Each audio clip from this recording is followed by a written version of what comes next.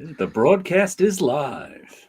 I can't get going till you do that, man. And like a great rock show for those seasoned professionals that have been doing this for decades, like Alice Cooper, we know exactly how long to make you wait. So, right off the bat, we got comments from the graphic man. I'm a barbarian according to certain teachers I had back in the day. I'm a barbarian according to certain girls I've dated. Just put it that way. And Comic Crack is here. Nice. We're going to have him on the show one day, I think. So nice. All right. Welcome to the Cavern of Chaos, episode 54 proper. If you watch Jared, we're actually up to probably like 75 to 100 episodes. If we counted his 0.5s. Yep. Matter of fact, I'm one ahead of you because I counted the George Perez episode as a Cavern of Chaos. We'll talk. I'll adjust whatever I need. No one pays attention to the numbers but you and me. All right, and as you can see, we got that famous. What's your title? The foreign correspondent. I am the foreign correspondent because I'm the only guy who can speak foreign languages, and I know about stuff that gets published everywhere else. Mm-hmm. It still bothers me. I don't know why, but like when you do the show, is it Mind of Comics or something? With Mind of Comics, yeah, that you can. Yeah. There's four of you guys, and you have the nerve. I've said this. I've said this before. You guys have the nerve to speak in your native language. How dare you? But I can tell it's good. I can tell it's good. We have Jared Osborne down there. Say hello, Jared. Jared's under the weather. So hello there. Yes. My sinus troubles. Ugh. Yeah, that time of year. And then we have the esteemed Wilson Ramos of TikTok and doing toys and action figures and stuff. So check him out. Plug whatever you want right now, proper, Plug. JaredOsborne.com. You can see who I am. Ramos Comics, and you can basically find me everywhere on the net under Ramos Comics. Nice. Ramos Comics. We need to look into link trees. I see the young kids these days have link trees. I actually do have Linktree. I have it for both my Ramos Comics, which is really my eBay store and the name of my YouTube channel where I rarely post anything on. It was mainly for the eBay store.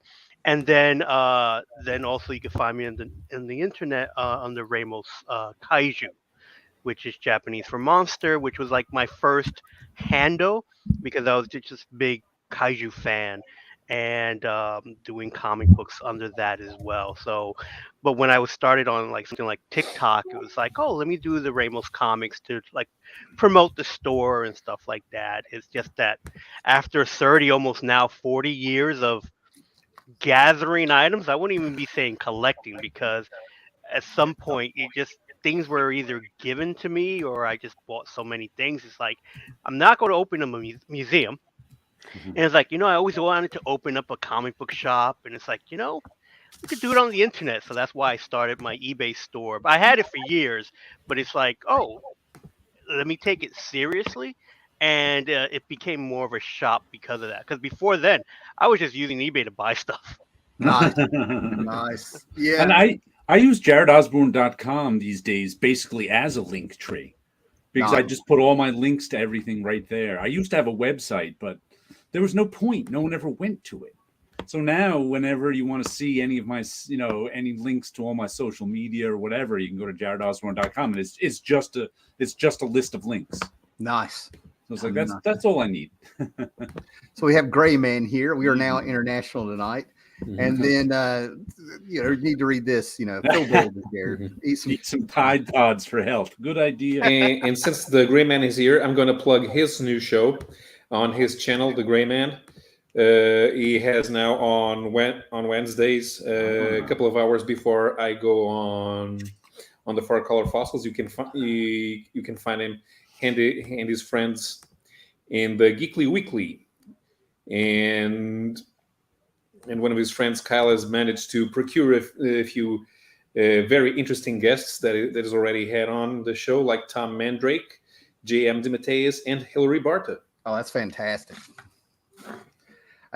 Those are great guests. I would have to back up and try to find those. I just don't get on social media or YouTube as much as I do. When I drive, I listen to old radio shows and stuff. So, yeah. We got Robotters 100. Been a while. Good to see you all. Hope you all are enjoying whatever you are currently reading. Yes. So to get things moving on here, earlier today on this channel, I did a haul video just because I had a little time to kill before another Thanksgiving meal today, which I'm just thinking about turkeys making me queasy now. But anyway, and then in the middle of it, I was showing some Conan stuff, and Paolo commented in there and started talking about the Hyborian age of Conan, and I'm like, there's the show. But before we get on to the show, Paolo has some sad news. Yeah, so the death toll among comics in 2022 still goes on, even though we're at the end of the year. And we lost one of the greats of Portuguese comics, José Rui. He was 92 years old, still working on new stuff. And I don't have as many books of his as I liked. I used to have one when I was younger, where he has a lot of stuff that's historical, including adaptations of historical romances, and as well as pre-industrial age stuff. And one thing that I used to have was an adaptation of a theater play created in the 14th century by the what is considered the first Portuguese playwright, Gil Vicente. It's an adaptation of his ship trilogy, in which dead people come up to a ship, and they have to either on the first story they go to hell, on the second story they go to purgatory, and on the third story they go to heaven. Since it's a comic, it's a much crazier adaptation than what you can find in a theater play. I used to have that book. I gave it away when I was a teenager because as a teenager I was stupid, and since it was not superheroes, not a real comic. So if any one of you ever has the chance to travel back in time, look me up and smack me in the head and tell me to stop being an idiot. So what year did this guy start his career? 19. He said it when he was 14, so he was born in 1930. Wow. And he was 1949, and you said in the message he passed away at 95 and 92. 92. That's fantastic. Wow. Mm-hmm. It's over 70 years. Exactly. By the way, did you ever hear of that guy I sent a link to? Yes, Vic Carabata. Also a Marvel Atlas Age guy who died this week. Why? I don't think I'd heard of. Yeah, I've seen his name mostly on war books in the first half of the 50s. He was one of the guys they said he worked from like 50 to 58. He was one of the guys who during the implosion left Atlas and became an ad guy eventually. This is the reason I really got serious about going to cons and getting signatures and stuff. These guys are just getting older, and they're working or they're active in some way to comics, and George Perez, Neil Adams, all the way through to the last month. It's horrible, all the people passing away that's in comics, and I don't feel like a lot of people are really coming up to fill that vacuum that they're leaving. So unless there's some people starting from scratch and moving on up, I don't know, and there's people like George Perez and Neil Adams that are irreplaceable anyway. Right. So, well, I think that era's over. I think we're also in an era where Marvel and DC are looking for cheap talent worldwide. Yeah. So that they got a lot of talented people working for them, but they're like fireflies. Well, they work for a few years and they're gone. The thing with me is that cheap talent is one thing. Okay. Ivan Rice, I met him. He was selling Superman pages for $100 because the way he explained it to me, I think he's from Brazil, and he was saying the money exchange at that time, that's a lot of money. Mm-hmm. But the thing that gets me is that I'm not seeing a lot of like internships and molding of talent. Everybody knows the Frank Miller story. Neil Adams gave him discipline. Right. Neil Adams, he interned with Neil Adams, and I saw the interview where Neil Adams said he needed discipline. Well, once again, I think Gil Kane because it's not New York centric anymore. Yeah, Gil Kane and Will Eisner. I didn't know they worked in the studio together. So that's what I'm saying. There's a lot of this. We were just talking. Ralph Reese was one of Woody's assistants. Yeah, Wally Wood. So, but yeah, it's not New York centric anymore. It's worldwide. So it's a different world. So you have this talent who I think, you got, to me, as long the biggest ability, it's not so much how well you can draw, which of course that plays a factor. And before we get on this, Paolo, let's get back to you because we went on a tangent. I apologize. Yeah. So this is a reprint of a series of comics about the Age of Discoveries, where José recreates the character Porto Bonvento. Is a sailor, and this is set during the 15th century in the Portuguese Age of Discoveries. Show it again there, Paolo. I haven't done this in so long. I forgot how to find the layout. Yeah. So this is volume 1, and this is volume 2. What year did those come out? They originally came out in 1986, but these are more recent reprints from 2005. And the art style is very influenced by the early U.S. strips. Since he started working in the 1940s, and there was not that much of an export market for U.S. material at the time. People wanted to work in comics. They either knew the comic strips because those were easier to distribute internationally, or they simply had a background in fine arts, as is the case here. So the art style is more what you'd expect to see in early Flash, in early Alex Raymond or Dick Calkin.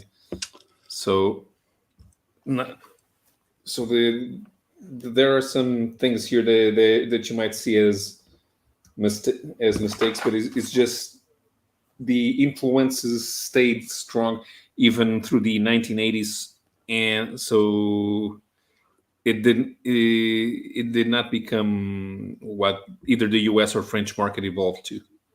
But there's a lot of stuff here. They're hunting a lion in these pages. I gotta find some of that stuff. That's that era style of comics that I absolutely love. The Al Williamsons, that's slick design. This is some bigger panels because they like nine panel grids. But even illustrating a scene of people talking, he's very good at setting the scene. I love it. So let's see something from the second volume. Let's see if I can find something here where they're on the boat. That's good. On the boat. Yeah, I had not heard of this guy before, but even in France, it was never that published. Carrying elephants here on the boat.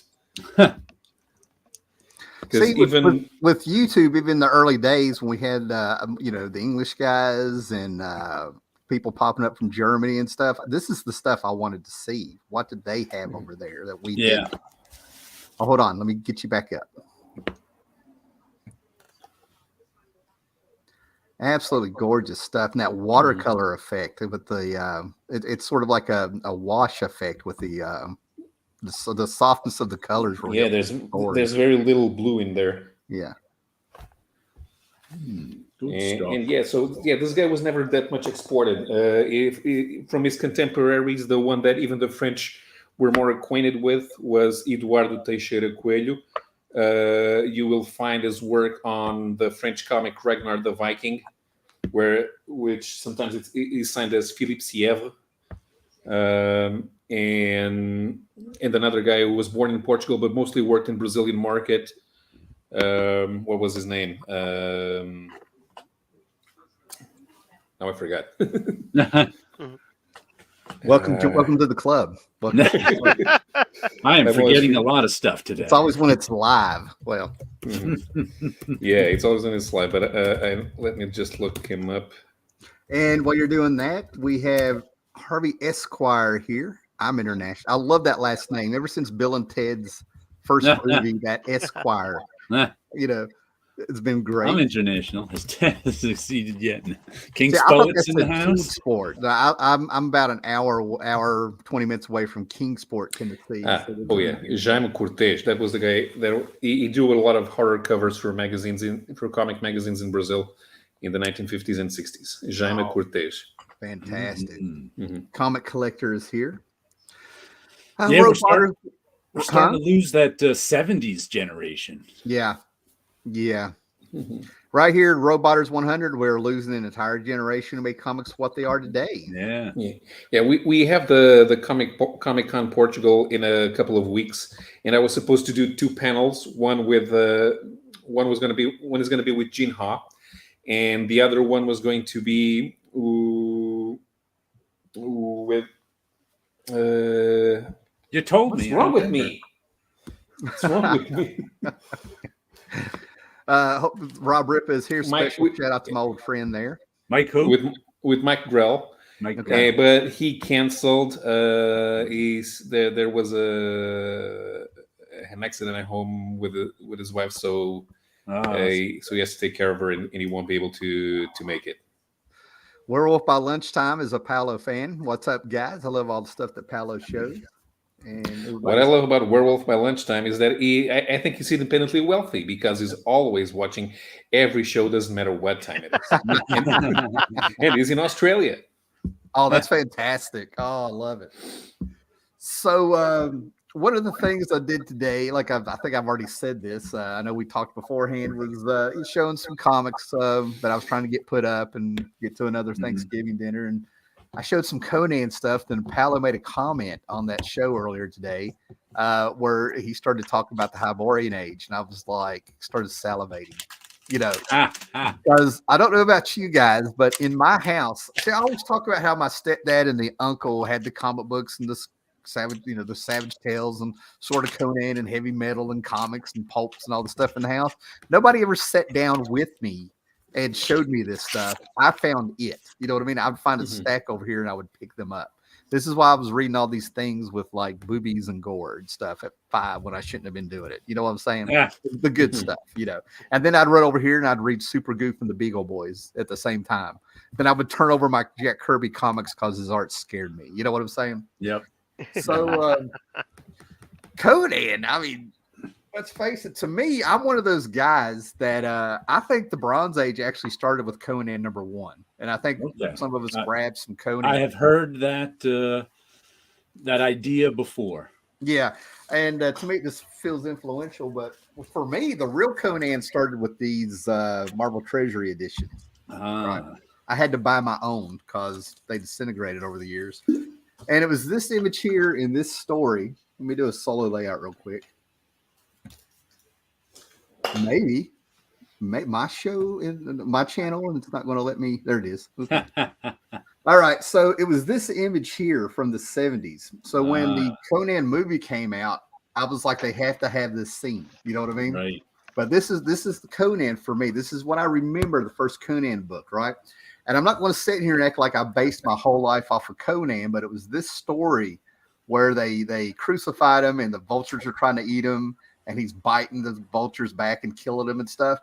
What this did for me was, it wasn't what would Conan do. It was, you got to be tough in this world. You know what I mean? I thought you were going to say, I'm not going to say I based my life on Conan, but I wore nothing but a loincloth for 3 years. I was very self-conscious. I would, I actually have my very first issue of Conan that I bought. And what's interesting is that I have 2 things that I remember from my childhood in terms of comics. The first issues that I bought and the first issues where I started collecting it monthly off the racks. And they're not always the same thing. Like with Conan, here, Conan 77. This is the actual issue from my childhood. Hold on. There we go. You can see how bad. Look at that corner all wrecked. And see, I love that. Now, this is from what year is this? 1977, August. So it would be the beginning of 77 was when I first. And I had the issue after it too. Yeah. So I managed to get these 2 issues of Conan. But this was the very first one I ever got, and I remember who did it. It's Roy Thomas and John Buscema. You can see I even put my initials in it in pencil so I could erase it. There we go. Yeah. Right there. See, I used to do that sometimes as a kid. See, I love seeing comics you've had as a kid all beat up. That's how a majority of my collection is. You know what I'm saying? So this was when I first discovered Conan, these 2 issues.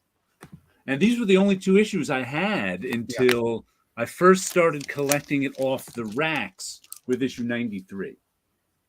So that's a good year later. And it's like, I don't know why.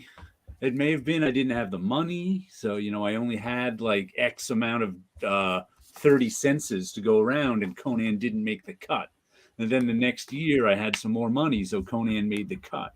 Or it may have been I picked these 2 up like on vacation. We used to go to Lake Placid for vacation in the summer. And there was like different newsstands there. So I would sometimes I'd see different comics than I saw in my local newsstand, even though they're all Marvel comics.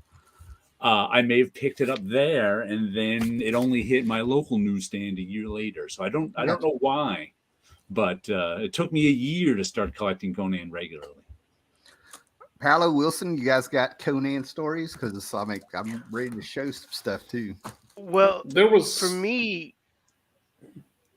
For me, I basically got Conan later. While I was collecting comics, Conan itself was not a book that I saw on the racks. I was collecting in 84. I think by then, I don't know if the regular Conan books had stopped or they were switching over to King Conan. So I never really saw it as something as I went to get. What it would be is that there was always Conan books in the back issues. No matter what event I would go to, there would always be Conan books everywhere. And they would be like, $3 for $1 or what have you. So that's how I would be buying Conan books. So to me, the Conan memory was more of the movie. Yeah. Mm-hmm. I considered it a Marvel movie because Marvel was publishing Conan, so I did not know about IPs at the time. So I thought, oh, this is based on a Marvel comic, more so than even knowing about the books. So I would pick up the books, and the great thing about Conan books is that you could just pick up any issue and just start reading it, and not really worried if you never got the next issue. But you could always find like 3 issues in a row. We're always kind of together. So you almost always get the story. And it didn't matter where you jumped into it. And it took me a while to even realize like the King Conan stories are from a different time, so to speak. And jumping in and out and then discovering the Conan magazine. So I would get some of those things and then jump back and forth. So I don't even know if I have a full run, because it was one of those things I didn't actively look for. But every time I saw 3 for $1 Conan books, I would just pick them up. And I never really put them into any real order. Every time I get them, to me it was more of like, oh, if I could get a John Buscema one, then that's the gem of the collection. Yeah, I was about to ask what mind. grabbed you. I was about to ask what grabbed you. It's the Buscema stuff. Yeah, and it's like that was the stuff that I would get. And every now and then, it's like I never got any of the newer comic books. It was always the Marvel Conan stuff. I didn't care when Conan like left Marvel or anything like that. And every now and then, when I was like in the mood for Conan stuff, I would go looking for just the Marvel comics. And recently, and it's funny because we're talking about Conan, is that I am currently reading an audiobook. I don't know if that's going to pick up, is the collection of Robert E. Howard's Conan the Barbarian. And it basically has everything he did Conan, but it even has his early works of when he was like just starting to create that world. Because I realized I only read one book, ever actual book. It's like, you know what? Let me go revisit it because that's where the original started. I haven't read it in a little while now, but I started about halfway through the complete Conan, Robert E. Howard too. I have to get back to that one. I've been reading other books. I'm gonna go ahead and tell you. This is a terrific cover. This cover must have caught my eye as a kid. Yeah. Because it's Gil Kane and Ernie Chan, and it's just got a wonderful point of view, and Conan hunched over with a giant monster in front, and just a really good cover that must have caught my eye. And it had to be, first of all, there's audiobooks on YouTube of Conan. I found them 2-3 days ago. Oh, wow. I mean, some say they're an hour, some are 5 and 6 hours. I don't know. I didn't really get into it, but I saved the playlist, I think, for myself, where I drive a lot and stuff, right? But everything you're saying about Conan and stuff, I'm ready to say something because there's so much out there. Paolo, what's your Conan memories there, bud? There were Conan, Red Sonja, and King Cole were mixed in with the superheroes when I started reading comics. But then they got spun off into a regular Conan title alongside the Savage Sword title, and there would be the stories from the color comic inside the Brazilian version of Savage Sword as well. Yeah. But by that time, I stopped. I really kind of fell off with Conan. Although one time they published this Great What If, which is the sequel to that What If where Conan comes to the present, and they published one where Conan stays in the present. Right, he fights Captain America. I didn't grab that. What if Conan walked the earth today? It's one of the that was probably that might have been the first book that I read, and then there was a team up with Thor as well. Yeah, that one I felt was a little forgettable from what I remember reading. Not saying it was bad, but that one that Paolo talked about, that What If Conan Walked the Earth Today, Roy Thomas wrote Danny into it, who was his girlfriend at the time, and she was a taxi cab driver that picked up Conan. And when he popped up in New York, everybody was going, "Is that Arnold Schwarzenegger?" This is 2-3 years before the movie. And then she sleeps with Conan. So imagine how I felt years later when Roy Thomas marries her, and somewhere along the line you find out that he wrote a story where he had his girlfriend sleep with Conan. I refuse to let it taint the book because I have the original book and I have an upgrade, and I pull that thing out every now and then and just enjoy reading it. It's a fantastic story. The first one had a John Buscema cover, and the second one had a Bill Sienkiewicz cover, right? Yeah, John Buscema had Conan up against the brick wall with the spotlight. You saw the guns from the cops. Okay, yeah. He was all ready to go. Now, Conan, I feel all right saying this, right? So this isn't a humble brag or anything like that, but I have forgotten more about Conan over the years than any other thing, because Conan was just in the house. It was there. I absorbed it. It was the magazines. These things would be all over the house. I would see them at every gas station, the Savage Sword. So to me, the Savage Sword proper is what it was. I can show all these magazines. But, when it comes to covers, it was the Jesco era. Yeah. 69 was my first issue of Savage Sword. Yeah. See what the earliest one I had right there, but I don't really remember. The first one we had was that Savage Tales #1 with Conan holding the decapitated head on the cover. 1981. Yeah.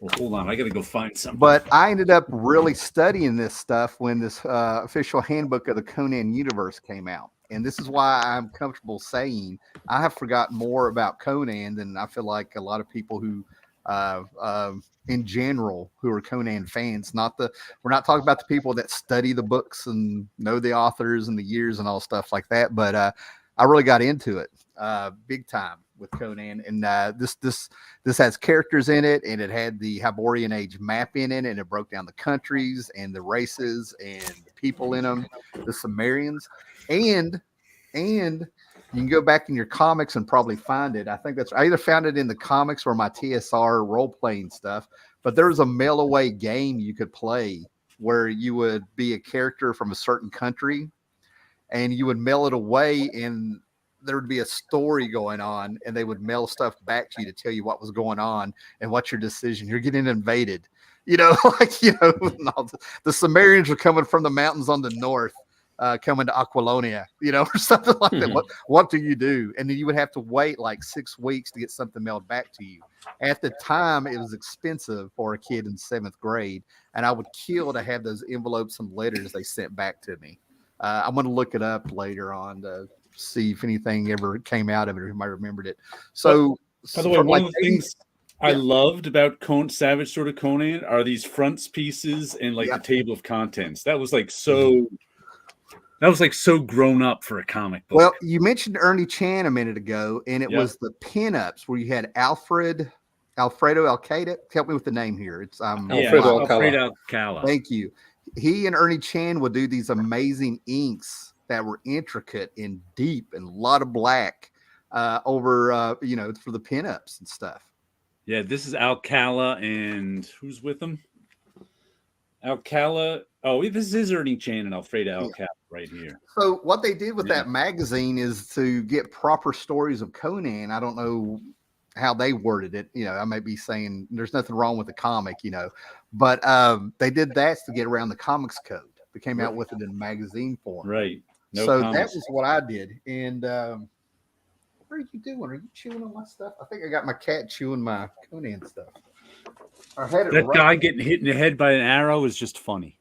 Yeah, stuff like that. So I was very happy, and I got this for something like $17, on sale. But I loved when Dark Horse got the phone books. They're of course in black and white, and it's the chronological order of all the Marvel stuff in magazine form of Conan that had come out. There's, this is the early stuff that leads up to Savage Sword of Conan. And some of these are rather pricey and stuff because I never thought I would see a collected edition of black and white Conan art. And like, this is the format that was made for this. It's so good. Those fantastic paintings. To me, this is the Conan stuff that I was into. And then, of course, I've got 3 or 4 in that one and other ones. My favorite Conan story based on the Robert E. Howard story by Windsor Smith. Yes.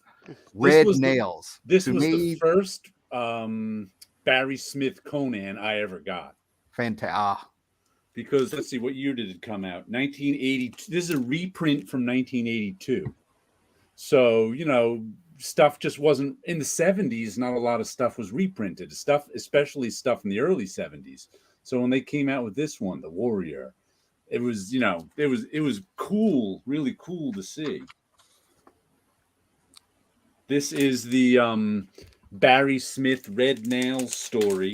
Yeah, I think it's got both issues in it. Yeah, I've got 2 of these pulp books with the original Robert E. Howard story of Red Nails that they adapted. But go ahead, yeah. Baxter, but I gotta say, this Baxter paper has yellowed over the years. This stuff wasn't supposed to yellow, but it's yellowing. Well, I've told you before. I have comics where the yellowing is in different stages, and it starts from the outside and works its way in. So the sunlight, something. Yeah, but it travels from outside in on the edge of the paper into the page. Yeah, but Red Nails has it all: damsel in distress, dinosaur, a secret war between 2 underground cities going on, cut off from the rest of the world. To me, it's the ultimate Robert E. Howard Conan story. It's my favorite one. It's the only one that I can go back and reread with a lot of his stuff and everything. So this, I'm sitting here getting really excited about this. I'm going to tone it down, guys. Sorry. No, it's one of those things that you can get excited about. I think my favorite Conan books that I own, I cannot read because it's in a different language. These are hardcover Conan books that has the Marvel logo on it. So I'm pretty sure it was it basically reprints the Buscema comics. Yeah, those are Spanish market reprints. And as a Spanish person, I should be able to read it, but then again, I never learned how to read in Spanish. Having a foreign correspondent is priceless. I'm telling you. Oh, completely. Because here's the inside cover. And even though Spanish was my first language, unfortunately, I grew up in the New York school system, which kind of beat it out of you. But these I love. And even though I'm a colorist myself, I almost prefer Conan to be in black and white. Yes, Yeah. absolutely You know, agree. it's one of those things where it's like, just love the artwork. I have no idea why Conan in comic book form is better. I'm with you in black and white. It's like it's meant to be. I don't know why. Well, they did a lot of nice stories in black and white too. I mean, all this Yeah. Savage Sword of Conan stuff is really rich black and white with all the color washes and things. Yeah. So. And if I read it out loud, I kind of get the gist of what's going on. Because with Spanish, it's phonetic. Oh, here's a Red Sonja page. And it's always a treat to see Red Sonja in it. Oh, I'm trying to think. He had a love. I hate to put it that way, that I was really disappointed not seeing in the movie because she was a pirate, and I'm not going to remember her name at all now. Yeah, She might actually be in this issue. she popped up in the comics. Bellet. That might be it. That sounds familiar. Because Bellet only shows up in Queen of the Black Coast. Yeah, she But wasn't even in there for a long. That's one of the things I read. But in the comic, the Queen of the Black Coast, it speeds up the story. First, Conan gets picked up by her boat. He earns his way into the crew, and then they fall in love. And months later, they get into a fight. They get into a fight with some strange monsters, and she dies. And in the comic, they go through all of that period, just so that people understand what it's like for Conan to be with Bellet. And here's the end of that period. Notice I have 2 copies of this here. This is Conan 100, and I brought out 2 copies just to show you. I think this is the first time I ever bought 2 copies of the same comic. That is fantastic, man. That is a trope in comics of holding the dead body. You know what I'm saying? La Pietà. Yeah, I've never seen that one. That's fantastic.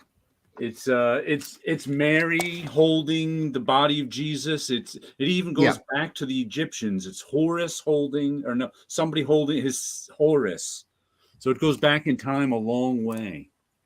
That's fantastic. Yeah, this was the first one that I ever bought multiple copies of. What year did this come out? 79, because Death of Bellet, 100 issue. Had to get more than one copy of it. I want to give a shout out to Paul David there. I don't remember him commenting before, but he nailed it. I like when somebody just answers. You know what I mean? Like, Bellet. That's how men talk. You know what I mean? We don't need a lot of fluff. Actually, I think that's her on the cover. Yeah, Queen of the Black Coast. In Mexico, in the 1950s, they had a Conan comic, and it was called La Reina de la Costa Negra, the Queen of the Black Coast. It wasn't called Conan. Oh, wow. I want to see that predates the Marvel's Conan by 16 years. Guys, we got to start getting a theme more often. This is fantastic. This is not what I expected. I expected just to be like, hey, that's cool. And I'm sitting here like, yes, I want to see regarding those collected editions from Forum. I know exactly what you have there. Remember this one? Yeah. Yes. The foreign publishers actually preferred the Savage Sword material to the color comic. Yeah. We worked with her. This one we worked with. This one is Conan, Savage Sword of Conan, number 213 from 1993. And the woman who, first of all, that woman right there is Dawn Guzzo, who was the designer at Marvel. And the person who painted this was Jim Hostin, who was a bullpenner at the time. So he had Dawn pose for her for the Conan cover. And if you open it up in here, you can actually see one of the photos he used. So he hired that male model and hired Dawn to pose for the. So it's like we know this woman on the cover, and we also know who painted it, Jim Hostin.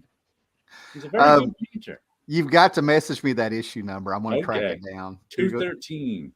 I do have something right with. You know what's weird too? I just flipped through it. And the story in the back is penciled by Elliot Brown. Yeah. Oh, wow. Okay. I just talked about him today. You're freezing up. I'm taking it. There we go. Is he freezing up to anybody else or just me? Yes. He was freezing up to me as well. Okay. It must have been freezing up then. Nice. I'm gonna track that down. I talked about Elliot Brown earlier today, and I didn't even look inside the comic to see if I was talking about the right person. But that official handbook to the Marvel Universe number 15, where they go through the weapons and paraphernalia. Yes, that's Elliot Brown. That is Elliot. Oh man! Well, So almost any photo cover that was done at Marvel, like the one where Spider-Man has the mask off, and someone's taking his picture. That was an Elliot cover. Anything that was basically live action on a cover, chances are Elliot was the one who took that picture. Awesome. Who basically made that comic book. And- Comic book cover. And Paolo, you're annoying people for speaking better English than Werewolf by Lunchtime, and he grew up in England. Yeah, I mean, if I start doing a fake New York accent, you'll change your mind. So in the early 90s, a couple things happened with Conan. I ended up buying the early, I think it was like, I don't know, 13 and 14 or 17 and 18 of the Conan comic proper from the early 70s, where they brought in Elric, Michael Moorcock's Elric, a two-parter there. And I was telling people, they were like, he doesn't look like Elric because they made him look like a garden gnome. And I was trying to tell people that book was actually in my house. Winsor Smith had to have used an early pulp novel where that's how he was dressed on the cover, right? And nobody was listening to me because around this time I sounded like an idiot, and time has shown that I was right, being an idiot there. I thought this book was going to be super hot because growing up with Conan, you know what I mean, in comic books and the Savage Sword and all this stuff, I got excited when this came out because I was trying to explain to people that Barry Windsor Smith has returned Conan with Conan versus Rune, a crossover with the Ultraverse. I thought this was going to be worth a fortune. I'm like, he's back. You know, they're back together, guys. Why aren't you buying this? And I mean, my friends were very polite, you know, because they didn't say anything. They just looked at me, and you know, I'm like, yeah, one of those times where I'm just like, this is going to be, you better get two. You know, like Conan was ice cold at the time. Yeah, ice cold at the time. I was still a fan. To me, in my mind, Conan was still a household name that people loved. And, you know, but this one, what's great about this though is it's colored by Barry Windsor Smith, and we all know about the coloring by Windsor Smith, where it's a lot of purples, a lot of cool colors. You actually have to let your eyes adjust to know what you're looking at. This was the first one I saw where the words that came to my mind were beautiful. Like it's colored exceptionally well. So Conan Rune. And now here's what the comparison was. This was the Marvel one that they did to set up the story. What issue of Conan? Is that just a one shot? Two one shots. Okay. And then I can't believe I found this. I found out years later that in Conan's saga that Marvel did, they had another part of the story. And it was Kismet, because as soon as I found this out and I mentioned it on a show or something, I'm never going to find this. I found it like a week later for $1. You know, I was like, it's the only issue they had of this from the early 90s. The Conan saga was reprints, right? Right. And this is Conan the Savage that came out with a magazine. Yeah, it had a short run because they were doing, because I remember I definitely have those books because I was at Marvel at the time, and I remember those coming out, and I would have picked it up anyway because it's a crossover. Yeah. And I just love crossovers, especially when they're wild characters. Yeah, and I think that goes back to Scooby-Doo Mysteries, where he would be crossing over with like the Harlem Globetrotters. It was just so weird and crazy. I think that's why I love crossovers. You know, the crazier the better. Well, it was after that I fell off of Conan. Like I didn't read or buy anything Conan after that. And that's the early 90s. Until Dark Horse got him, and Kurt Busiek was adapting the stories with Kerry Nord. Speaking of falling off Conan, here is the first issue I bought off the stands regularly, and the last issue. I went from Conan, what is this, 93 to 150 was my Conan era. So I bought everything in between these two issues, and then I was kind of done with Conan. It was like and I think it was right around 150. I was like, who did this one? This was still a John Buscema and Ernie Chan, but there was a lot of empty backgrounds in it. It was this actually even looks better than because Ernie Chan's doing some embellishing on it, but there was some Conan at this time. There we go, with empty yellow backgrounds and things. It was like they were just tired of Conan or something. Yeah, then you started getting Mike Kaluta covers on Conan the King around. I want to say, yeah, those were nice. Yeah, those were nice. Now the thing about Conan is John Buscema, for people that don't know, was not a fan of superheroes. He wanted to be a comic strip guy, like in the Sunday Funnies and stuff. And then he also wanted to do pulp stories like that. So while he's doing Avengers and anything and everything, Fantastic Four and all this stuff, when he took over Conan, that's the stuff he wanted to do. And I think I've got an annual or something somewhere where I think he wrote a Conan story, but I got to dig that out and see if I'm remembering right. Oh, wow. But that's one of the reasons. That's the stuff. John Buscema wanted to do like Tarzan and Conan. He wasn't into comics and stuff. When he passed away back in the early 2000s, I've got the alter ego where they were talking about that. And there's some sketches he did of the Justice League that they included in there, and he had to look them up. He wasn't even real sure what Superman looked like.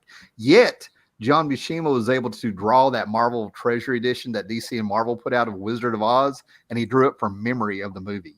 So go figure. Can you imagine not really sure what Superman and Batman look like, but you can do the Wizard of Oz, laying the whole movie out from memory? Wow. Yeah. When he was approached to do a few issues of the Punisher for a while, he wasn't really getting how Frank Castle should look. And so he calls up John Romita Jr. And the story that I heard was that he was asking John Jr., how are you getting Frank Castle? There is just something about him. I can't figure it out. I can't draw him. And John turned around to tell him, it's like, well, but hold on a second. The Frank Castle I'm drawing right now is Conan with short hair. I'm basing him off your Conan. And once Buscema heard that, he's like, oh, exactly. Okay. And he went back and he was just drawing Conan with short hair. It's one of those things where it's like when you look at Frank Castle, especially the whole broken nose look that John Romita was doing in the 90s and those issues that John Buscema did, it's like you could see it right there. That that's Frank Castle is Conan in that type of a look. Conan with short hair.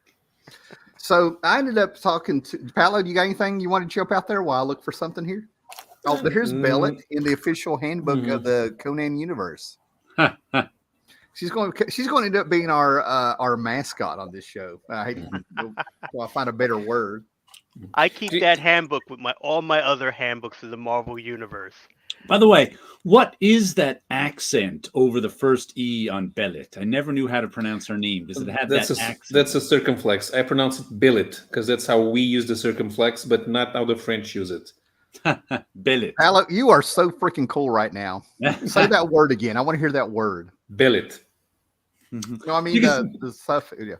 Because as you know, a 10 and 12-year-old, I knew that accent meant something. I just had no clue what it meant because we don't have accents in English. So it's like, they kept spelling Bellet with an accent. Which to me was kind of weird because when I read the Lord of the Rings for the first time, and Tolkien was using accents in it, I know how to use this, and I bet all of these English speakers who are reading this, they don't.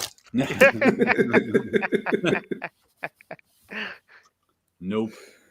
And I even got to color a Conan cover, but not for publication of the comic book, but for the Marvel's Previews edition. It was over Brett Bevins was doing a bunch of covers at the time during one of the Conan books, and it's like I got to color it for Marvel had basically a catalog, and I think it was called Marvel's Previews or something like that. I forget. Tim Toohey was the editor of that particular one, where it was a catalog. Marvel Vision. Okay. That's what it was called, Marvel Vision, which was the Marvel magazine and catalog. So you could like flip the book and then order it, and then theoretically, what you're supposed to do is basically fill out a checklist in the back and then bring it to your comic book retailer. But I always thought it's kind of weird because this is in a magazine. Who's gonna rip out anything from a magazine? You know?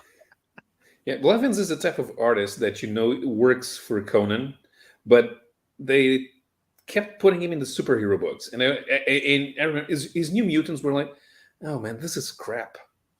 Really, Who's this is Brett Blevins. Okay, Brett Blevins. So and I was like, this doesn't make any sense. I'm not getting any sense of adventure here from the New Mutants.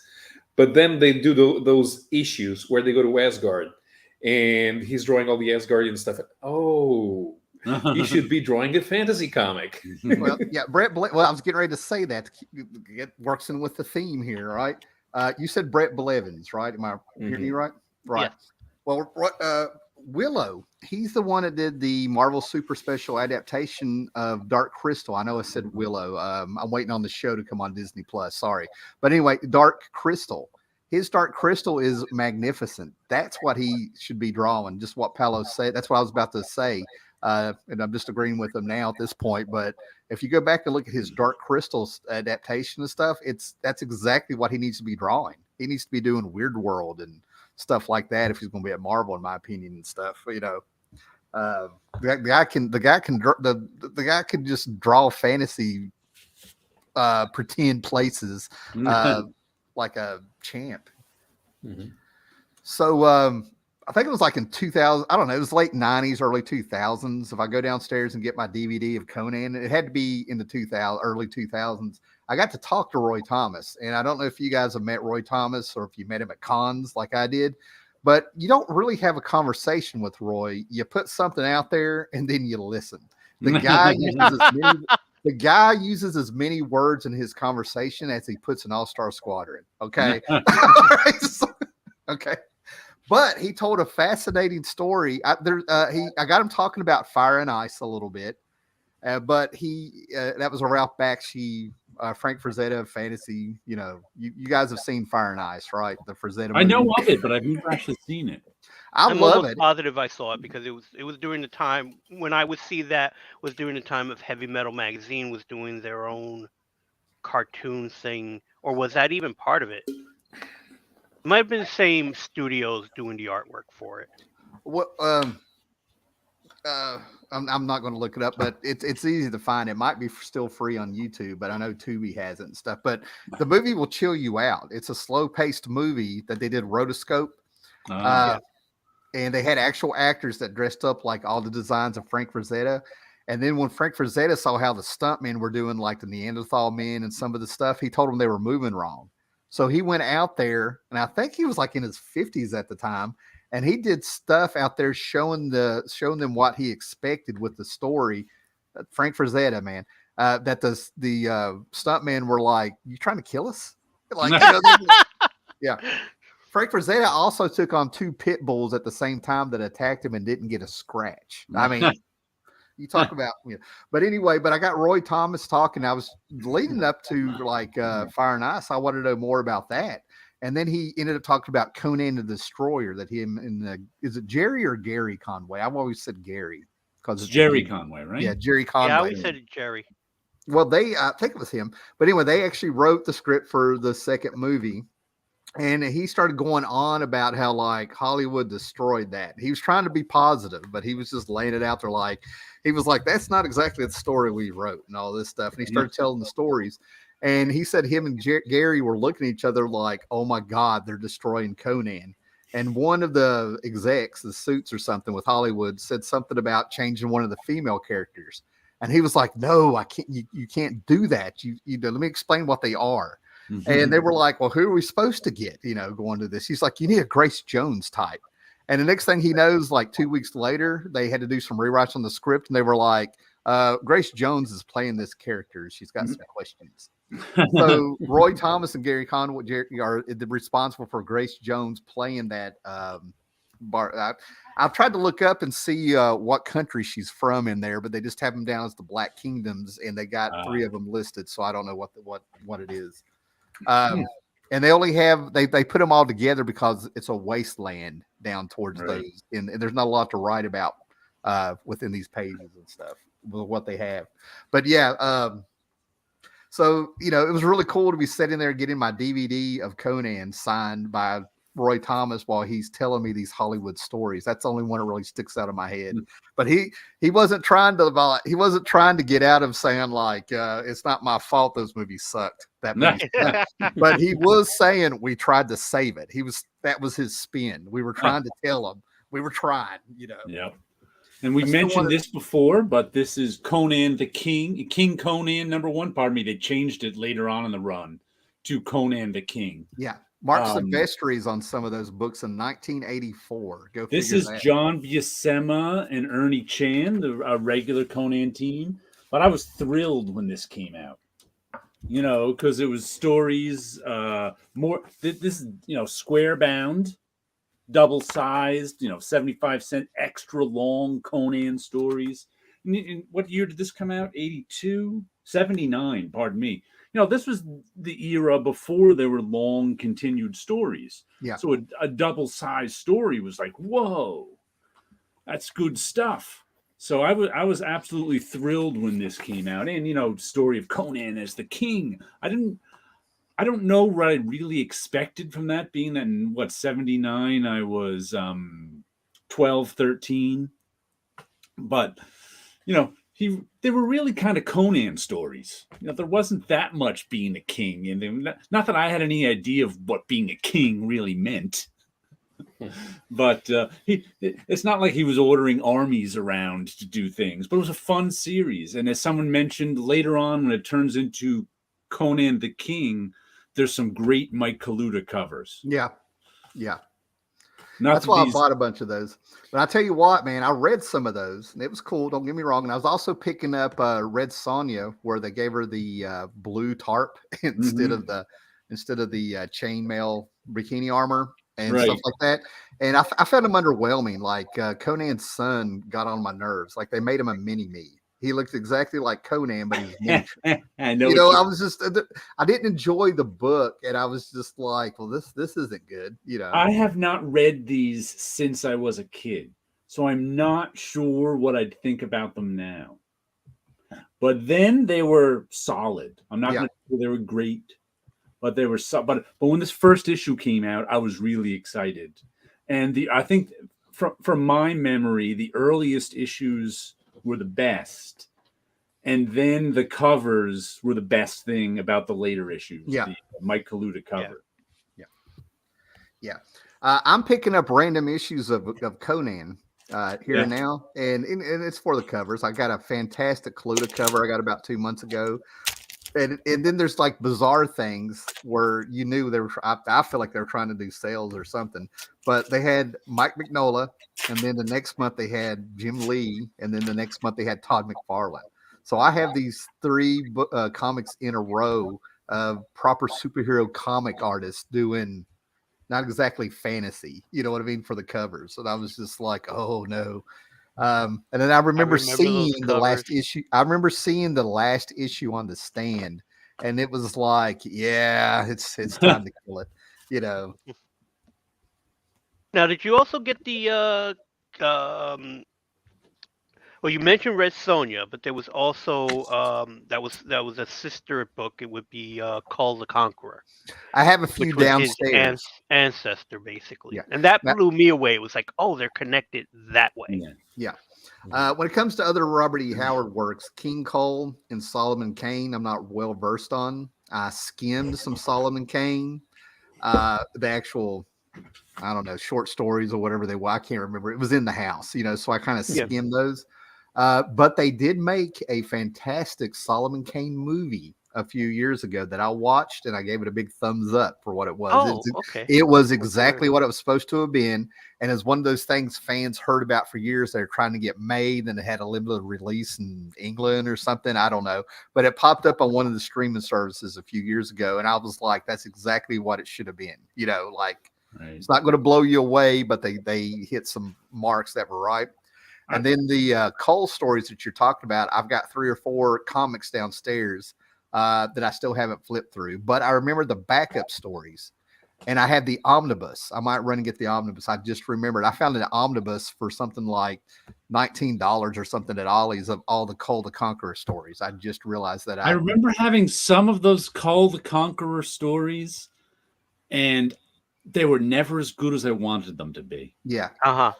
Because they had some big name, they had some artists I really like attached to them, but they were just kind of a little dull. Well, the world of King Cole is not as developed as the world of Conan, and you notice it. The supporting characters like Brule the Spear Slayer, they're not really that developed as either, and it was kind of funny because Conan doesn't actually have supporting characters; they all die. in the same story, but there's some there that's missing, and I think that what happened is that Howard created Cole first, and by the time he was running Conan, he was much better at integrating his research into his writing, and you could tell by what was coming out. You also see it in other stories with other characters that were not as famous.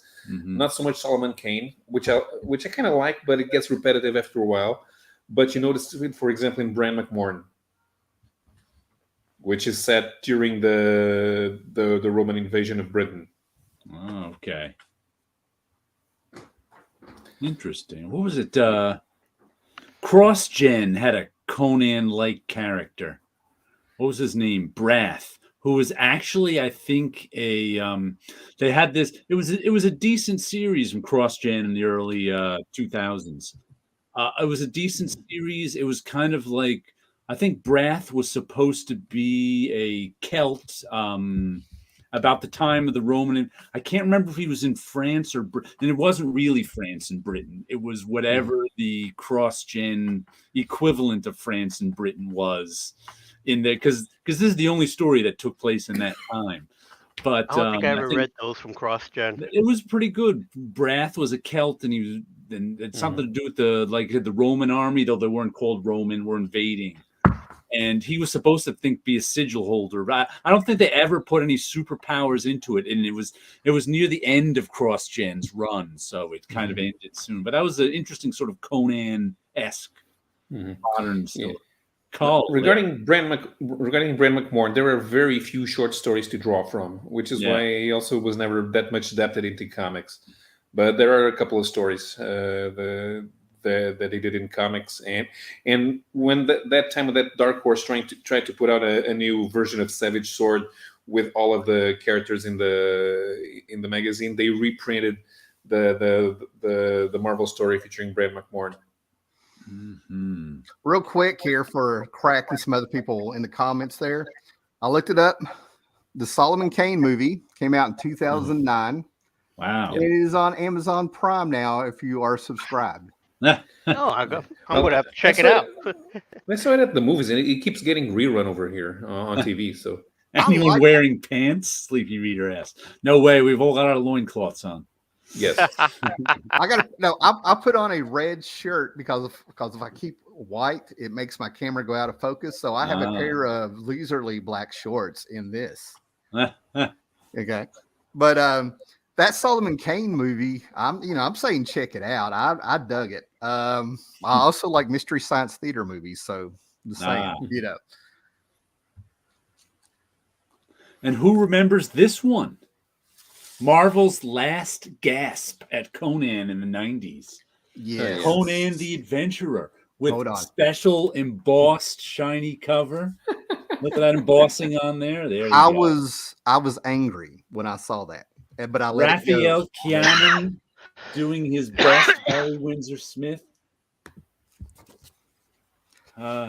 This was Marvel trying to revive Conan, trying to make it a hot book.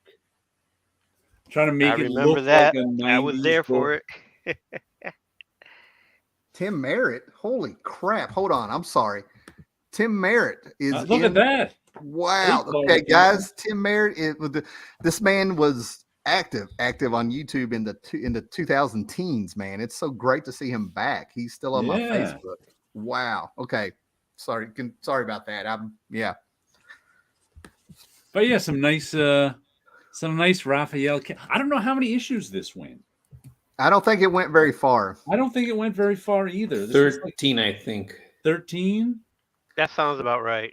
I remember seeing it on the shelf at a comic book shop, and I was angry, but I would walk away and I would not be angry. Then I'd be looking for some more books to buy, and I would see it and I'd be angry again. And then I'd have to walk away and I was fine. It made my blood pressure rise when I would see that cover. Roy Thomas and Raphael Kianan. I think he also was doing Savage Sword at the time. It was one of these. He might have. I think he was doing both books. Yeah, because I think the Jim Hostin cover has him in there. I'm going to show this omnibus real quick, if you don't mind, guys. Go right ahead. Okay. So when I said I skimmed the Cole story, that was correct, but I just had my timeline different because I actually forgot I had this. Got this omnibus. Actually, I went back to get it at Ollie's at the time. I couldn't. I bought a X-Men Inferno omnibus that they had for like $34. And I want to say, I think I said a minute ago, this was like $17 or $19. This was probably more around $25 with Ollie's prices. It retailed for $125. But anyway, I got it because I'm like, man, I really got to check those out. Look at that cover. It had all these great people that did. See if it's going to focus. It's not. But anyway, Roy Thomas, Doug Munch, Chuck Dixon, John Accardi, Mary Severin, John Bolton. That was the big seller for me. Val Zemeckis and E.R. Cruz. And it's supposed to be everything they put out chronologically of Cole. So a lot of the Cole that I remember was backup features and stuff. And I flipped through this, and there's only like maybe 2 or 3 stories that really got me. But they had some editorials or something in here also, talking about some of the stories they were doing. But some of the artwork in this was just fantastic. This is why I was skimming through it. The artwork was grabbing me more than the stories. So I don't know what to say about the stories. Yeah. Someone back there said that the black and white stuff was better of the Call. So. But this is the kind of stuff I end up reading. I end up reading the prose and the text and the behind the scenes, the history behind it. That's what happens with me when I get comics. So they have this. It's got to be a damn good comic for me to skip this stuff. I'm more interested in what goes on behind the scenes. And with you two guys, used to be in the Marvel bullpen, it kills me because I'm like, I know you got stories,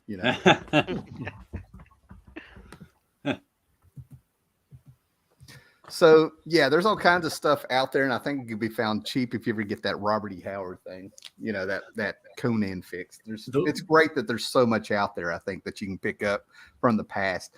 And the Dark Horse stuff was really good. Kurt Busiek was just doing adaptations of the actual novels with Carrie Nord doing fantastic artwork.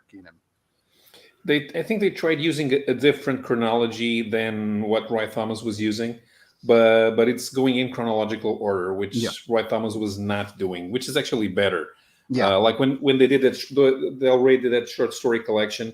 They published the Conan stories in publishing order, so it skips across time. And the reason they explain why they did it, it makes sense. If an old soldier is telling you war stories, they're not telling you this started on day one and this is until it ends. No, they start, hey, remember that time when we did this and we went to that place and we killed many people? That's how they do the story. So tell the story. So doing them that way was better. There were some things that Busiek took liberties with in the Dark Horse stories, like the way they did the Hyperboreans, because they look like gray aliens. Yeah, and it seems like Tim Truman came onto that series, and then I wasn't real versed in it because some of the stuff was getting repetitive, and I ended up selling the first 12 issues that Busiek did and stuff. I can't believe I did that. Let me show you my favorite of the Busiek stuff, and then I'm gonna do comments after this, guys, if that's all right. This is Conan #0, Born on the Battlefield, by Kurt Busiek and Greg Ruth. And this one was terrific in that I don't know where it wasn't in the Conan series that Busiek did. I don't know where it was. Let me see if I can find out where it was first presented. But this one is terrific in that it was in the Conan series, issues 8, 15, 23, 32, 45, and 46. 0, 8. So it was different. I didn't even realize it was over that long a period of time. But the first volume took 50 issues. Yeah. But usually the stories went from issue to issue, not many. Like I couldn't even tell this was many issues. But this, I mean, skipped issues. That they must have done these like individual issues over that period of time. Yeah, and as fill-ins. Yeah, as fill-ins. But what's terrific about this is all about Conan's youth in Samaria. And I think it's the Aquilonians were the Romans, right? I think so. I can the look that up. Aquilonians are the Franks. Are the Franks? The Romans are the Nemedians, I think. The Medians? Yes. There's your Aquilonian. Whichever it was, they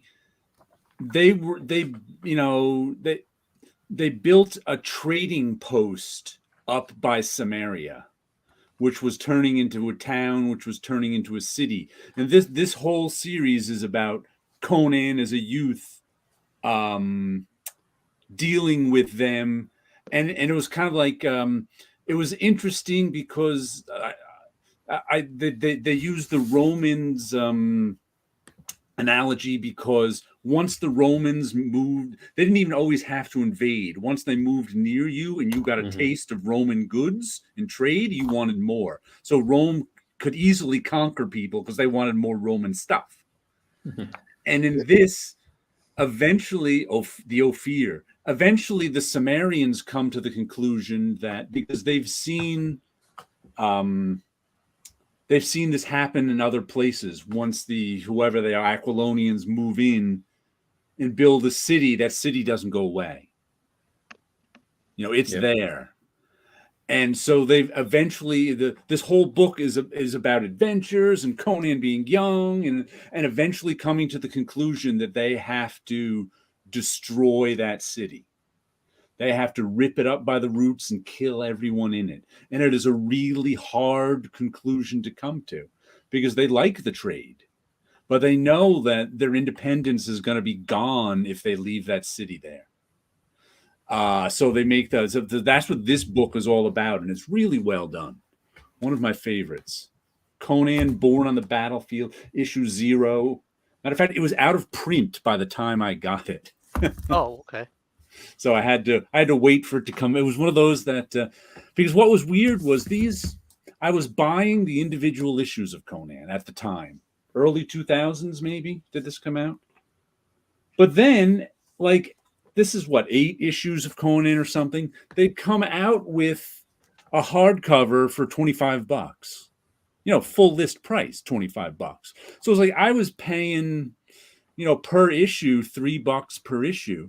I was like, you know what? I'm just going to wait until the hardcover comes out. I'm not going to buy the issues anymore. It was I want to say it was the mid 2000s stuff where it got to the point with some stuff I just had to wait. It was just more economical. I don't know. They shot themselves in the foot a little bit, But so I started waiting for them, but I started waiting for them like around issue, I don't even know what. 30, but by the time I realized this one was out, it was out of print because it was Garth Ennis's The Boys that I figured out. I'll just wait for the trades. It was so much cheaper with what they were charging for the trades. Okay. Yeah, and usually I'm not a wait for the trade person, but at this time for that brief time I was. Still cooking up a storm. He's talking to Tim Merritt. I thought he was talking to me because on my Facebook, I've been actually making authentic Italian food with like fresh. I was like, oh, somebody's seen. We'll move on. Again, Sleepy Reader's liking the Conan art. He had a comment. I don't know if I've skipped over it or not, where he was talking about he felt this series of Robert E. Howard stuff was better in color, but the good color. Oh yeah, he said the Cull was better in color and the Conan was better in black and white. Snow Abbott. Well, I wanted to tell Sleepy he may want to start this one from the beginning. We've actually stayed on track with this topic, and we had that conversation about black and white.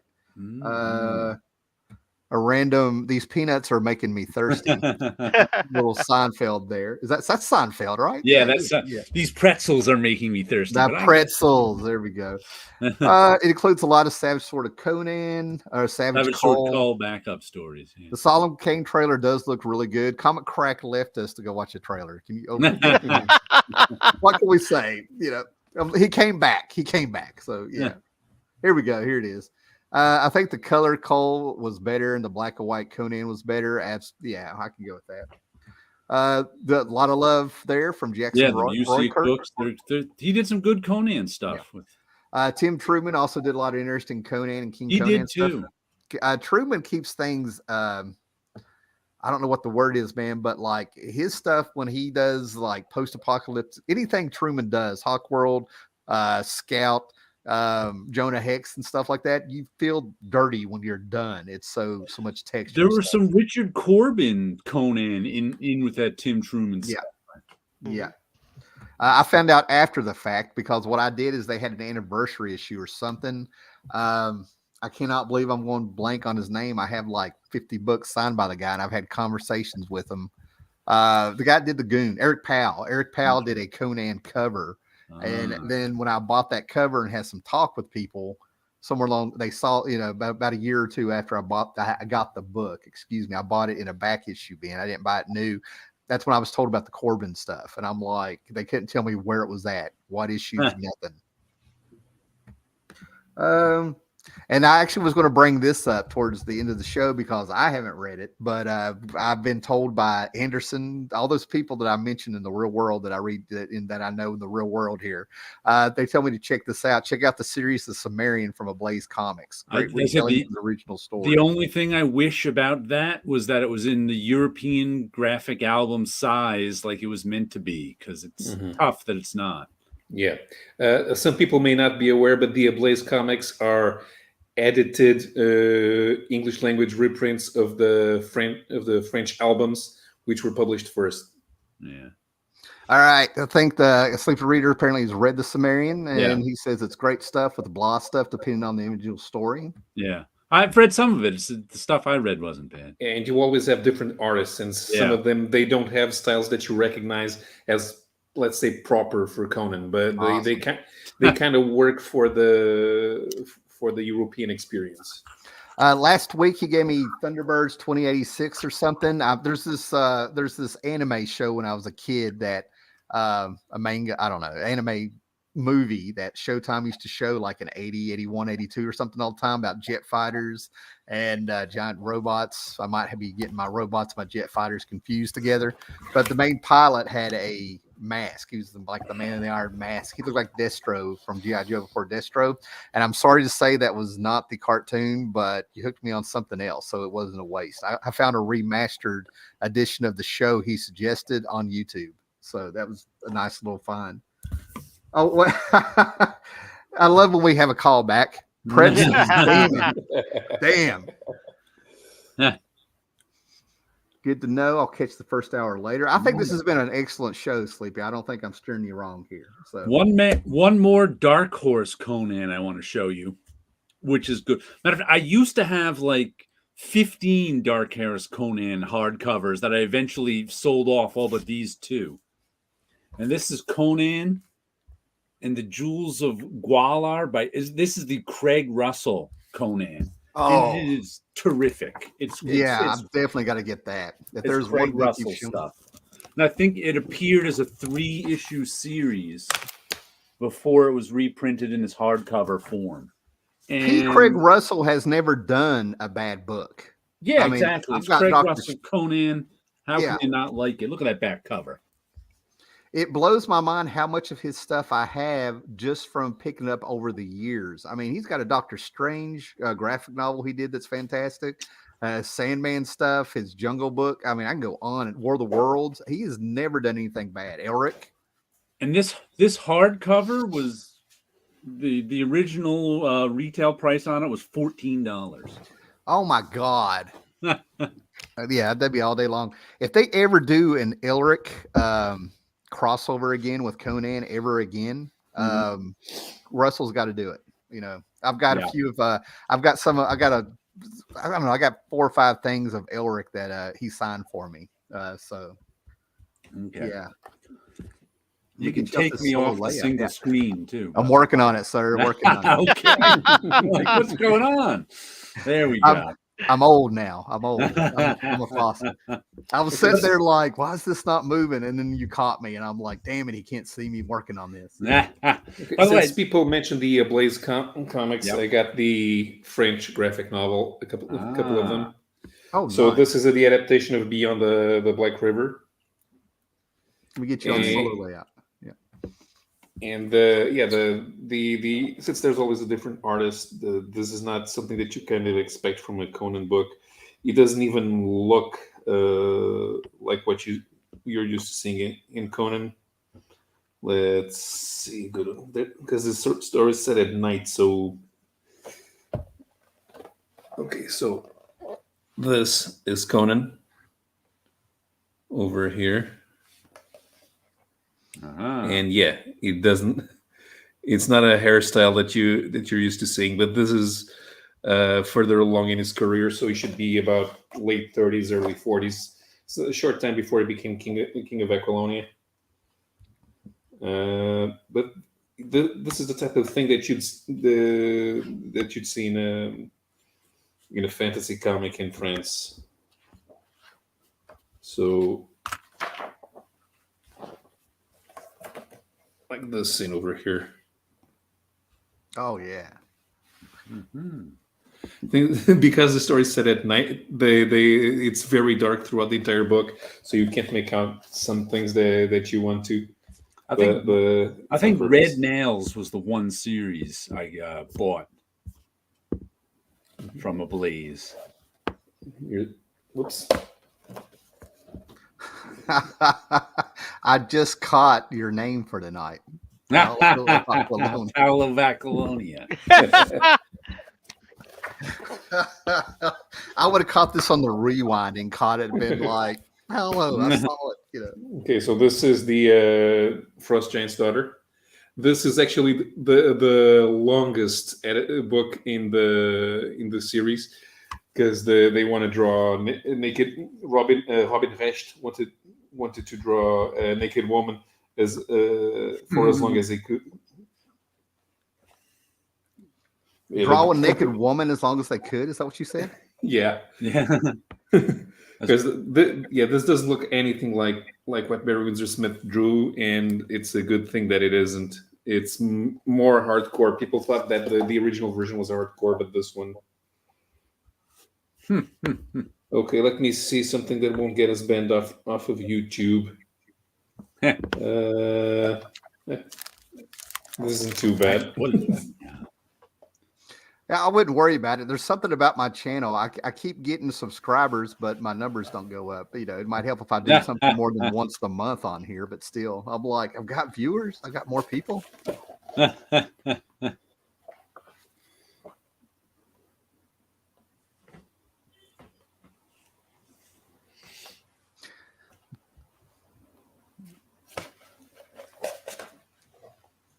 This is the Frost Giant's daughter calling her brothers among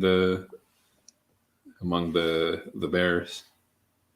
So yeah, the Robin Recht, which is the only case of a writer artist in the entire series.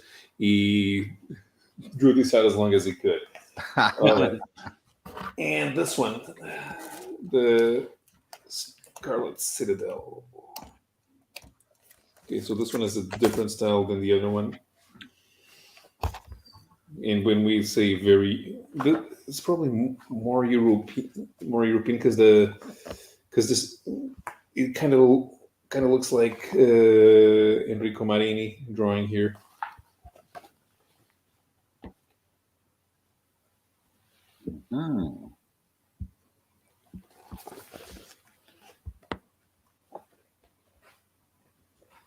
Now, who's putting those out? Is that local to you or? No, so these were published by Glénat, which is a subsidiary of Dupuis, if I'm not mistaken. The thing is, the three largest comic book publishers in France are all owned by the same media conglomerate. So, and they are in competition with each other.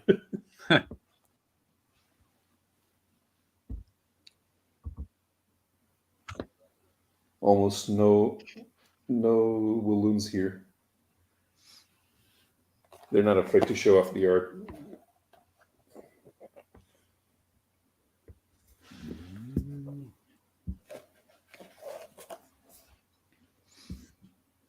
Because they're drawing Conan with a beard throughout the story here.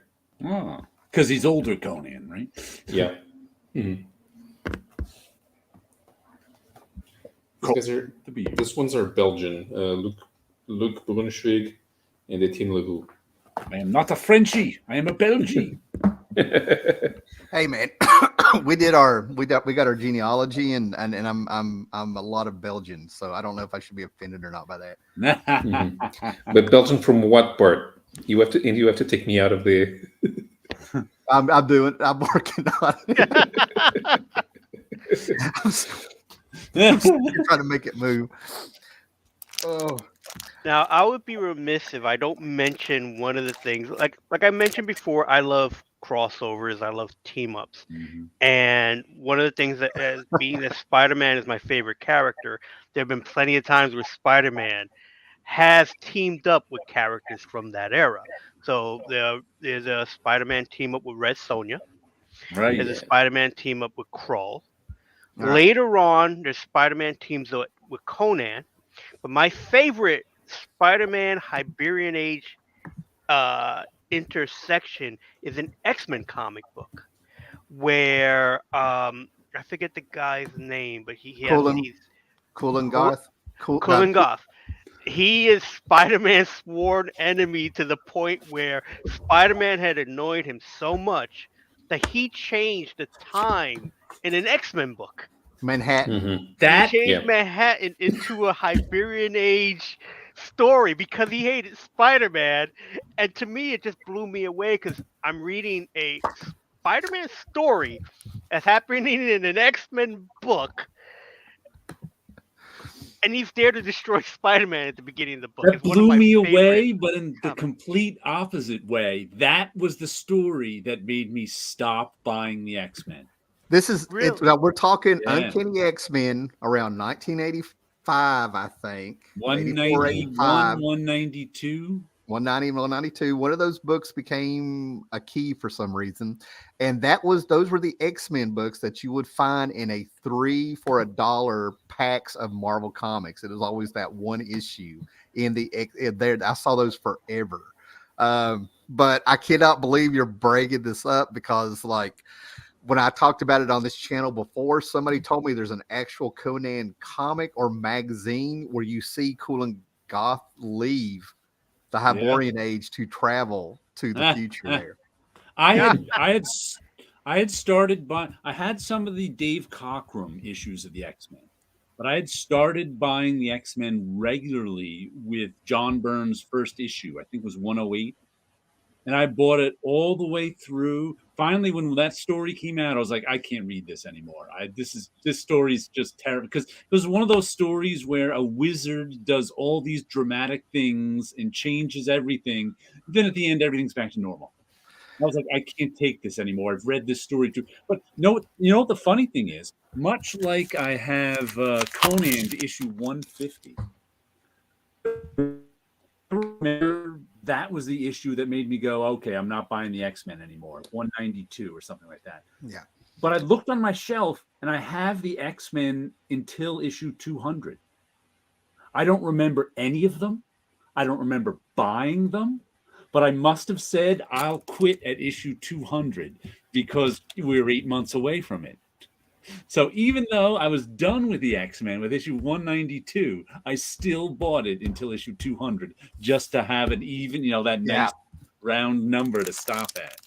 Now, and that was the book that made me read the X-Men and collect the X-Men. So funny because I would pick up, Marvel Zombie. I bought everything, and at some point when I got to the X-Men, it was like, this is a lot of damn words. I don't know if I want to read. And so X-Men, as far as in my mind, it was like buying books was the last book to get.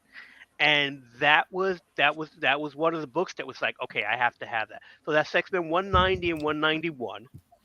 And where that crossover kind of event happens. And again, clearly remember going back to start buying previous issues, but it was hard to buy X-Men at that time because at one of the local comic book shops I would go to, on the newsstand is 60 cents. In the comic book shop, if I missed a month and got to the comic book shop, it was a $3 book. X-Men was guaranteed to go up $3 if you missed it the first time. Ah. Yeah. You know what's funny too, Wilson? I've had this same discussion many years ago in the bullpen with Thomas Velasquez, our fellow bullpenner, and that was also the issue that got him buying the X-Men. Mm-hmm. Was that Conan God? So it really matters how old you are and when you start, because the very issue that made these guys want to read more X-Men was the issue that made me not want to read more X-Men. Uh-huh. Now, I'm a purist. I do not like when they cross Conan with superheroes any way, shape, or form. Those X-Men books bothered me, but I was like, wow, those heroes look really cool. I could use this in D&D or something. I was making the best of it. But and that book was everywhere. I mean, that was like if you had a record collection, everybody had the Peter Frampton Was Alive. Everybody had those X-Men books. It was weird.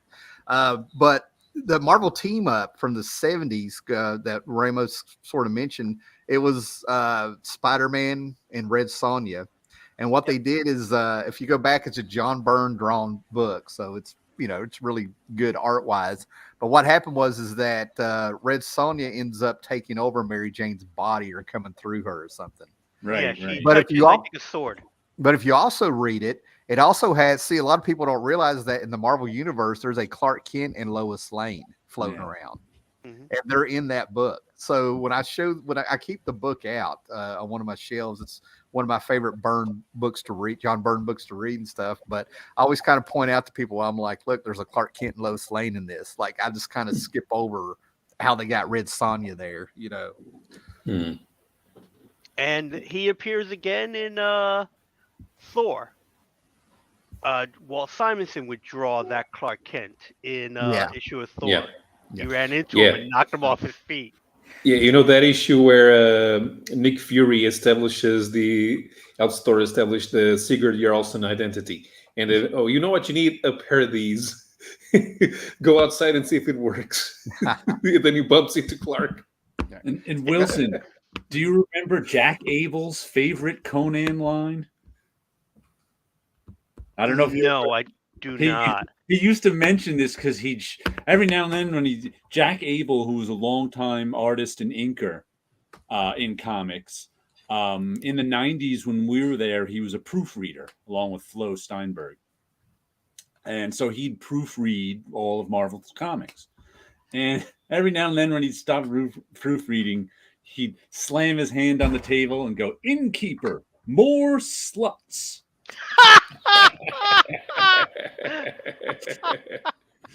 Because that Conan didn't actually say that line. It was another guy in the comic. I wish I knew which Conan comic that was from. But sounds Jack like used to always say that one every now and then. Sorry, I missed that. I never heard him say that. That's great. All right. Well, guys, I'm going to wind it up here, but I think y'all seen this, but I've been doing these artist cards, and we didn't get around to it. But if we do another show, would you guys be up for talking about some, some other fantasy stuff? Sure. Before we go, I want to show you the one surprising comic I got this week, which is G.I. Joe 300. Because someone did a cover with all the G.I. Joes on it. Now, I'm not a G.I. Joe fan, just to let you know. The only other issue of G.I. Joe that I bought off the stands was G.I. Joe #1. Uh-huh. So I bought G.I. Joe #1 the week it came out, and now I've bought G.I. Joe 300 the week it came out. It's wild. Nice. That reminds me of so many things. Where's Waldo? A lot of people back in the early days of the internet were drawing any and every character that popped in their head. The Keith Giffen Legion of Superheroes poster from the 80s. I saw this was coming out, and I was like, I got to keep my eye open for this one. And I have to say, it was a pretty good comic. Nice. I didn't know what to expect from it. I never read G.I. Joe comics, but even though I don't read G.I. Joe comics, I understood it from beginning to end. Everything was clear. It was Joe's on the Cobra Island in a desperate situation. It's the end of a story, kind of, but like, to me, who's never read G.I. Joe, this comic made sense. I mean, I knew there were some subtleties I was missing, but that really didn't matter. But it was really well done. Who did it? It's Larry Hama's the writer. S.L. Gallant is the artist. The ink's by Maria Keene, colors by Jay Brown. But and in the back they still have they printed all the different covers. So even if you don't get this cover, you can get this cover printed in the back of another cover. But okay, so it's in the back of it also. Yeah, I wanted to get in that. But I spent $7 on the last issue of G.I. Joe, which is funny because notice, how Facebook has the memory section where you can go back and see a curation of your old posts from that day. Yeah. This day, like I forget how many years ago, I mentioned I bought the last issue of Witchblade with never having bought any other issue of Witchblade. Yeah. But I do have one other issue. I don't have my issue 1 anymore. I got rid of it years ago. The only other issue I have of G.I. Joe is the Secret Cobra Salute issue 119. Do you know that story? I don't even know if Wilson knows that story.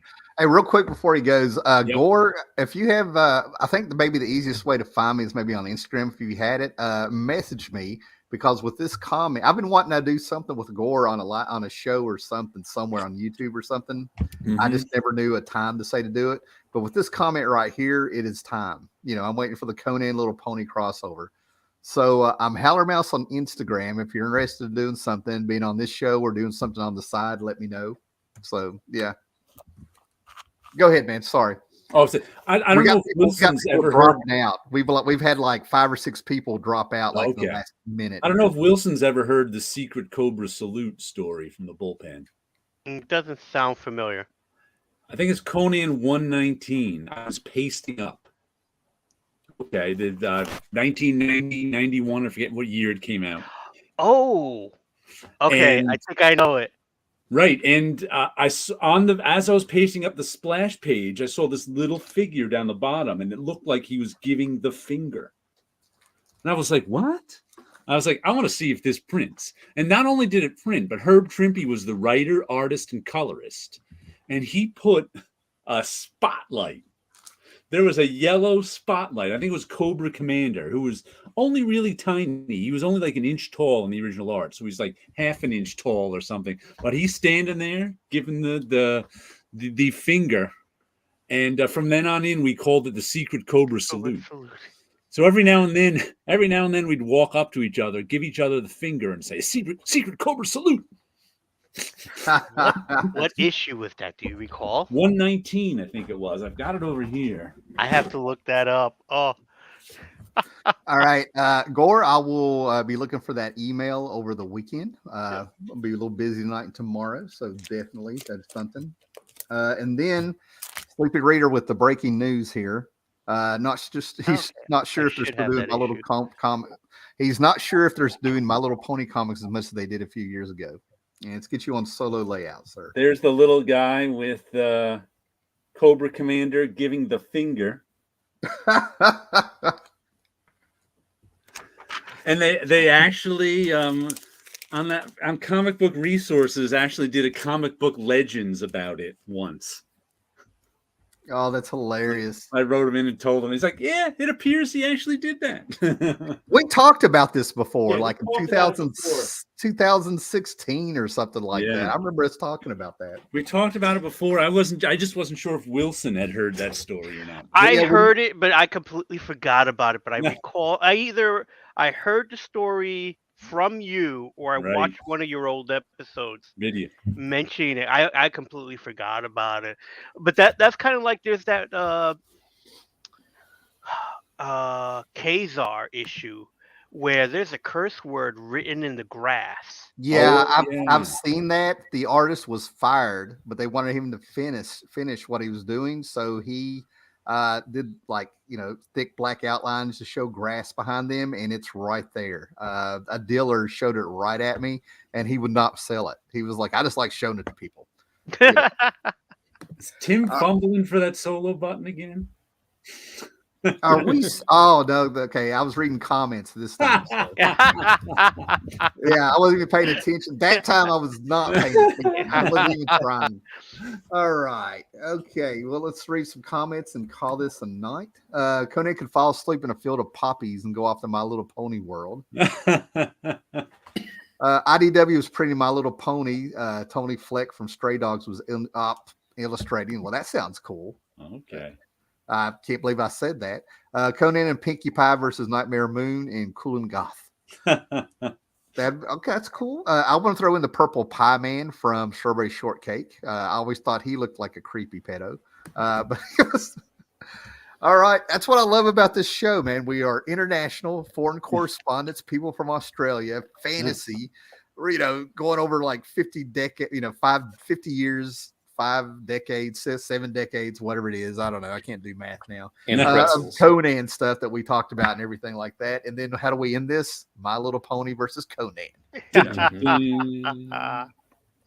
All right. Thanks for everybody that popped in here, man. We had people dip out and now everybody's starting to come back. So if you didn't see the beginning of this one, this was a fantastic show. Definitely go back and rewatch this one. Share this one. Thumbs it up. Definitely, man. Guys, I enjoyed this. I don't know about you guys. This was blast. Yeah, this was all Paolo's fault. Just going to say, making Conan. Yeah. But I like the theme of it, so I think we should do more of these. I think that's more theme thing. And throw some out at me. Put it in the comments, you guys. If you get brainstorm. Yeah, and we don't have to wait till a Friday. If I got a night off and you got something in mind, give me a yell. Okay. All right, later, everybody. Take care. Have a good weekend. Bye. Bye. Mm-hmm.